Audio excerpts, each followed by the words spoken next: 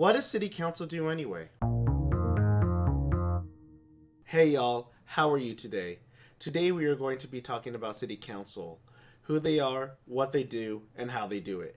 In addition, we are going to talk about ways to interact with them and the city. First, let's talk about who is and what is a City Council. City Council is a group of elected officials who serve the citizens of a town or city. Sometimes called a town council or board of aldermen, they are the ones tasked in representing their district's concerns in addition to proposing, passing, and ratifying certain city laws and ordinances. They also manage the city's budget and investigate city agencies when necessary. This, in a short summary, is what City Council is and some of their responsibilities. Getting into a bit more detail, the function of City Council is to represent the citizens, or more accurately, their constituents, also known as registered voters. This includes all their concerns and how their district should be ran. Everything from noise complaints to road construction to local laws being passed. They are in charge of it all. The way they accomplish each task differs depending on the task being asked of them, but this is the general process of what they do. City Council will have a meeting where each person will talk about the concerns of their district and propose some sort of legislation. After the meeting, they will contact the mayor to have a meeting on which bills will be submitted for consideration. In addition to that, City Council will hold a public meeting, also known as a town hall meeting or public council meeting, where they discuss the list items on the agenda and get feedback from the community. I have attended a few of these public meetings, and there are a few ways to interact with these list items. You can leave a comment online, or you can go to a public hearing and voice your concerns to the mayor and city council. Let it be known, if you do attend one of these meetings, there are a few rules you should be aware of. Every public meeting is different, but usually you'll be given 3 to 9 minutes to speak, depending on whether you're in a group or not. Another rule to be aware of is that you're not allowed to play audio or video during the meeting. If you do decide to play a video or some type of audio, you will be warned to turn it off, or you will be asked to give up your time. After your time is up, you'll leave and the next person will come up to speak. In addition, you should check out your local government website to see when they'll have their meetings and what list items they will be talking about. I will go into more detail on how to attend these meetings at the end of the video, but for now, let's continue on with the process. After all the meetings have taken place, City Council will decide which bills get approved and which bills get defeated. They do this by voting. Each City Council member gets 1 vote.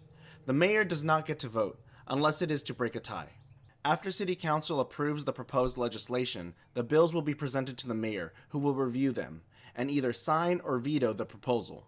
Depending on how strong your mayor system is, will determine how much power your mayor has over these legislative decisions.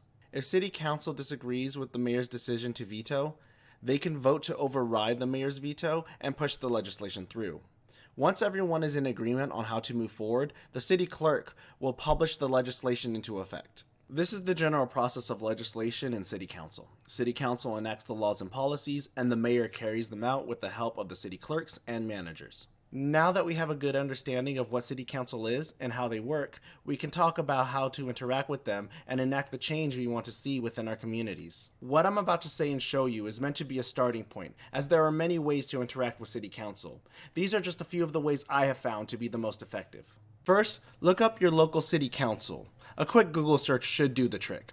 Once you're on the government website, you should see your City Council and mayor, and some ways you can contact them. You'll also find ways to see what's going on and what hours of operation they have.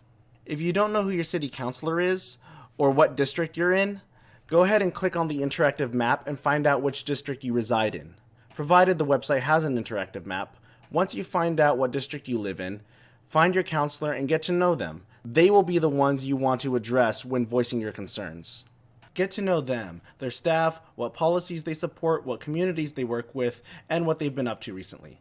The best way I have found to contact them is to call them or their staff directly. Those calls get written down and lets the counselor know what their constituents want and think.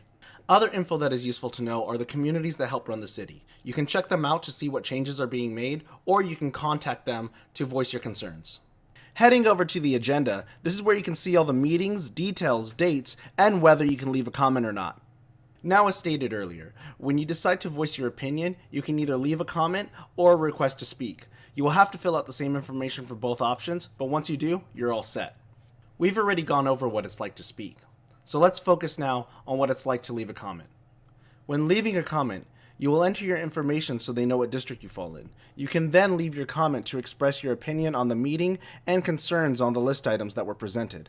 After you have finished your comment, you can click on whether you are neutral, support, or oppose. Now, because of COVID, town hall meetings, at least in my city, have been relegated to Facebook.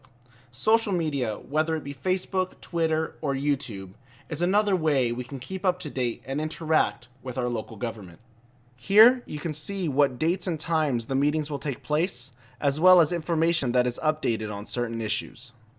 I hope this video has been useful for you. I want everyone to have the knowledge and resources to create the positive change they want to see within their communities. As always, I'll have links down in the description below, and if you have any questions, go ahead and leave a comment.